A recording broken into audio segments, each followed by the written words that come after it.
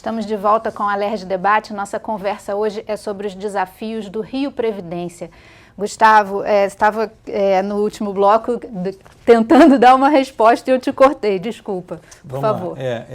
Bom, com relação à colocação do deputado, acho importante a gente fazer algumas observações. Inicialmente, eu divido no sentido de que não houve capitalização. Sim, o Estado capitalizou o fundo, o Rio Previdência, com o seu principal ativo. O principal ativo do Estado tem como origem as receitas de royalties e participações especiais. Então, o ativo mais nobre que o Estado tinha foi capitalizado ao fundo. Esse é o primeiro ponto. Os imóveis, a mesma coisa.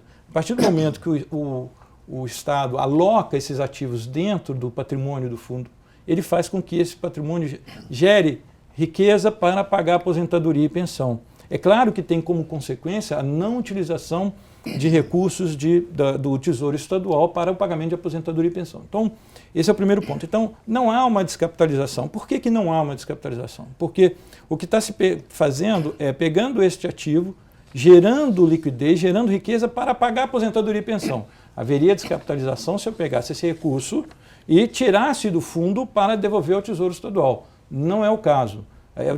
Esses recursos são utilizados para pagar aposentadoria e pensão, consumindo o passivo. Então, não há uma descapitalização. Então, isso é importante. E queria endossar um segundo ponto que o deputado Luiz Paulo colocou, que eu acho que o ponto principal da discussão previdenciária é o que ele colocou, é o aumento da despesa previdenciária. Temos hoje um gasto previdenciário, e eu abro isso não para o Estado do Rio de Janeiro, para todo o Brasil. As leis previdenciárias brasileiras hoje elas são bastante complacentes com um benefício previdenciário, com a concessão da aposentadoria e pensão. Em média, aqui no Estado do Rio de Janeiro, os servidores, em média, se aposentam aos 54 anos. Né? E hoje com a expectativa de vida e com uma expectativa muito de vida de mais ou menos 85, 84, 85 anos, na média. Então são muitos temos que pensar, recebendo aposentadoria. Muitos anos recebendo. A aposentadorias precoces, hoje, estava discutindo com o deputado Luiz Paulo na audiência pública, hoje temos 66% dos servidores ativos do Estado do Rio se aposentarão com uma aposentadoria de tempo diferenciado. O que quer dizer isso? 5 anos mais cedo do que a normalidade. Então, 66%. Então, endossando o que o deputado falou, a gente tem que olhar muito, temos que olhar para as receitas, com certeza, é fundamental que se olhe, mas eu acho que o problema maior está na evolução da despesa. Essa evolui de uma forma em que nenhuma receita consegue evoluir. Seria o caso de modificar as leis? Sim, dentro das limitações permitidas. O Estado do Rio de Janeiro já fez toda a reestruturação do seu sistema previdenciário. Né? Hoje temos a Previdência Complementar, como o deputado colocou, já temos um fundo novo sendo criado, mas Previdência, quando a gente fala curto prazo de Previdência, é 5 anos, 10 anos. Então, médio prazo, longo prazo é 15, 20, 30, 40 anos. Aí sim teremos uma Previdência equilibrada. Mas até lá teremos que nos esforçar, temos desafios enormes para financiar essa evolução de despesa que hoje ela ela traz uma questão que deve ser atacada, a meu ver. Fernanda, deputado, o senhor também defende alguma modificação na lei, que o senhor já apresentou aqui uma PEC da Bengala. Eu exatamente ia te interromper para falar sobre isso. Eu tenho 2 projetos de lei, uma emenda constitucional e um projeto de lei. Um projeto de lei, a emenda constitucional é exatamente para dar esta opção do cidadão se aposentar aos 70 ou aos 75, né? Que eu entrei concomitantemente com a federal. Como a federal agora já está aprovada, a primeira que eu entrei sofreu uma ação de inconstitucionalidade no Supremo, porque a da federal não estava aprovada. Agora, como está aprovada, e porque também eu botei o judiciário, não podia ter posto o judiciário, porque dizia que essa iniciativa tinha que ser prerrogativa do Supremo Tribunal Federal. Mas agora não, alguns meses atrás, eu fiz uma outra emenda constitucional que copia a do governo federal. E eu tenho a lei complementar, que é obrigada, a emenda constitucional diz isso, para você trazer, por lei complementar, estendendo ao conjunto do funcionalismo público, essa opção de se aposentar aos 75 anos. E a lei complementar federal já foi aprovada, está aguardando a sanção da presidente, que deve acontecer essa semana, que é 15 dias úteis. Bom, ora, se eu acho que o cidadão tem o direito, né, de se estender a sua vida útil no trabalho até os 75 anos, eu também tenho que achar que a aposentadoria tem que acompanhar o mesmo ritmo. Se nós demos essa opção para mais 5 anos, também acho que a aposentadoria pode sofrer um acréscimo também de mais 5 anos. Por quê? Por causa do aumento da idade esperada de vida de todos e pela qualidade de vida da média. As pessoas hoje envelhecem no pleno gozo, uma grande parcela no pleno gozo das suas faculdades físicas e mentais. E se você não rever isso, você vai ter, num curto espaço de tempo, uma situação inviável no Brasil e nos estados. Porque praticamente tudo que você arrecadar vai ser gasto com folha. Vamos pegar a principal receita do Estado, que é o ICMS, a cadeia produtiva de tudo, ICMS. A pesquisa do Focus, que é ligada ao Banco Central, mostrou que o Produto Interno Bruto do Brasil vai crescer em 2016 1 ponto percentual. Infelizmente, não é verdade, né? Porque hoje isso já está revisto para uma queda de -3. O que isso indica? Que, se você fizer as projeções do ICMS, ele não vai aumentar. Se o ICMS, que é a principal receita, não vai aumentar, como é que a folha pode crescer num ano 16, na outro crescer 10%? Da onde virá esse dinheiro? A segunda maior fonte de receita do Estado é a royalties-PE, que caiu de 9 para 5.300. Deu quase 50% de redução. Só 2 receitas do Estado se comportaram bem. Foi o IPVA, porque todo mundo pagou, e agora com a alíquota de 4, inclusive no carro flex, ela vai sair de 2,5 bilhões para 3 bilhões. E não caiu o Fundo Estadual de Combate à Pobreza, na ordem de 3 bilhões, porque é uma sobrealíquota sobre energia, que subiu mais de 40%, e telecomunicações, e ninguém abandona os seus celulares. Fora disso, as outras arrecadações foram muito mal, e a previsão é de ir mal de novo. Tem que ter um esforço imenso. Então, eu quero só comparar o ICMS com o crescimento da folha, porque se o ICMS para e a folha cresce a 16,5, depois cresce a 10, imaginemos que a próxima vai crescer a 9. Não, a economia não cresce nessa velocidade. As receitas, elas guardam uma proporção direta ao crescimento da economia. E o que mede o crescimento da economia é o Produto Interno Bruto, que não cresce em 2015 e nem vai crescer em 2016. Gustavo, eu queria que o senhor explicasse um pouquinho, na sua última fala, o senhor falou que o Rio Previdência já está se preparando de alguma forma para esse futuro, né, com uma nova relação das pessoas com a aposentadoria. Isso tem a ver com as auditorias que aconteceram? Isso, é uma mescla disso, né? Essa Casa Legislativa aprovou em 2012 2 leis que fizeram uma reestruturação do sistema previdenciário do Estado do Rio de Janeiro.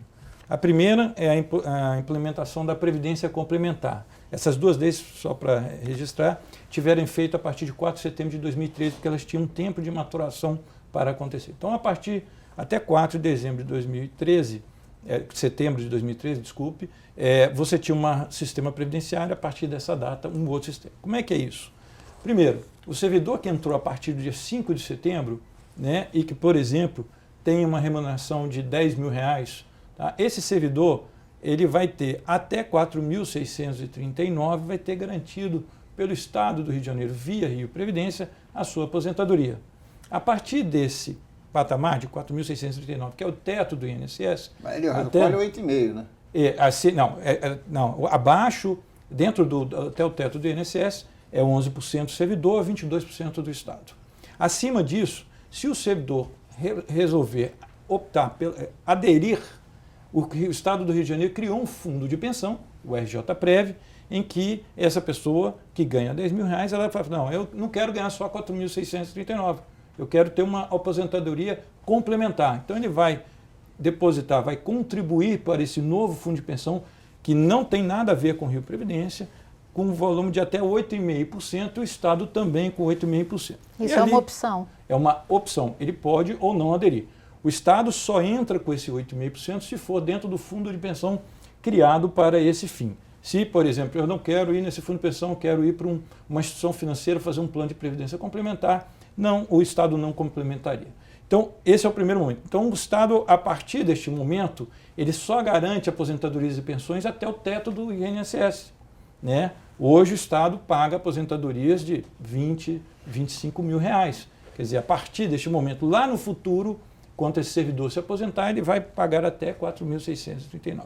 Esse é o primeiro ponto que é importante colocar. O segundo, foi criado um fundo novo, como o deputado falou, que se chama Fundo Previdenciário, que ele tem um sistema de financiamento que se chama capitalização. O que quer dizer isso? Essa pessoa que ganha R$10.000 e que está contribuindo até 4.639 para o Rio Previdência, ela vai constituir uma poupança previdenciária que daqui a 35 anos, quando ele for aos 60 anos de idade se aposentar, ele criou junto com o Estado um fundo, um recurso suficiente para que lá na frente esse recurso seja o necessário para pagar a aposentadoria e pensão. Não mais depender de royalties e participações especiais, não mais depender de recursos do Tesouro. Então, é um fundo que está sendo criado de forma bastante conservadora, com premissas atuariais muito conservadoras, porque lá na frente ele não tenha, o Estado não despenda recurso para pagar a aposentadoria e pensão, à exceção das contribuições. Então, isso fez com que, no futuro, você consiga enxergar uma previdência estruturada. E para isso tudo acontecer, foi necessário que a gente também fizesse uma reestruturação dos benefícios previdenciários, das aposentadorias e pensões. O que isso quer dizer? A gente começou a auditar os benefícios de pensão. Começamos com as pensões provisórias, tínhamos lá pensões que não necessariamente eram devidas, nós pedimos a comprovação, eliminamos aí, suspendemos quase 5 mil pensões dessas que não tinham comprovação. Depois partimos para as pensões de filhas maiores. Isso quer dizer, a lei permitia até um determinado momento que se pudesse conceder pensão às filhas maiores. O que quer dizer isso? As filhas de servidores que não se casassem, elas poderiam receber a pensão do Estado. Só que elas tinham uma condição que era não casar, né, ou não contrair nenhuma relação matrimonial. E com essa auditoria nós identificamos aí mais de 5 mil, quase 6 mil pensionistas que tinham casado e que não tinham declarado isso ao Estado. Então nós suspendemos essas pensões. Depois suspendemos legatários, que são pensões que eram legadas a umas pessoas que não tinham uma relação, por exemplo, um sobrinho, um neto, que a lei não permite isso. Então também suspendemos mais quase 1.000 benefícios. Somando essa redução toda, esse processo todo, nós reduzimos as despesas de aposentadoria e pensão do Estado em, hoje, 355 milhões de reais por ano. Então, com todas essas suspensões. Então, isso ajudou o Estado a fazer esse processo de transição de um sistema que a gente chama de sistema financeiro para um sistema capitalizado, né? E isso, como eu falei, fez com que tivéssemos, quando olharmos para o futuro, a Previdência do Estado do Rio de Janeiro, eu já afirmo com muita tranquilidade que ela futuramente será a Previdência mais estruturada do país. Deputado, o senhor quer fazer um comentário para a gente encerrar o programa? Eu queria encerrar dizendo o seguinte: o Estado tem sido, historicamente, profundamente imprevidente, né? Que é o oposto da palavra previdência. Imprevidente. Porque parte sempre do pressuposto que o Tesouro é absoluto, é infindável. E saiu ao longo dos anos fazendo propostas com grandes benesses. E agora esse Tesouro não dá conta. O sistema de capitalização, para quem entra para o Estado, a partir de setembro de 2013, é um sistema de capitalização, correto. Mas tem um outro sistema que é antes de setembro de 2013, que é esse que dá esse déficit, né, que precisa ser substancialmente aportados recursos. E esse é que não se capitaliza. Por exemplo, os 11% que todos os inativos descontam, os 11% que descontam os ativos, os 22% do patrão, que é o Estado, tudo isso se junta e paga a folha. Quer dizer, não tem capitalização. O Rio Previdência, o que vive o grande conjunto dos funcionários públicos, ele não está com um sistema capitalizado. Tudo que entra, sai. E tudo que entra é menor do que sai. Então, sempre se aporta recurso do Tesouro. E cada vez o Tesouro quer aportar menos. E aí a imprevidência do Tesouro, nos últimos 8 anos, foi imaginar céu de brigadeiro, que o barril ia a 100, 105, que o sistema de partilha ia resolver os problemas do mundo, e esqueceram de combinar com os russos. E aí não deu certo, né? Deputado, obrigada. Obrigada, Gustavo, pela presença. Obrigado a você. Obrigada a você que nos acompanhou até aqui. Para rever este ou outro programa da TV Alerj, acesse o nosso site www.tvalerj.tv. Nós queremos saber a sua opinião. Escreva para alerjdebate@tvalerj.tv. Até a próxima. TV Alerj, o canal do povo fluminense.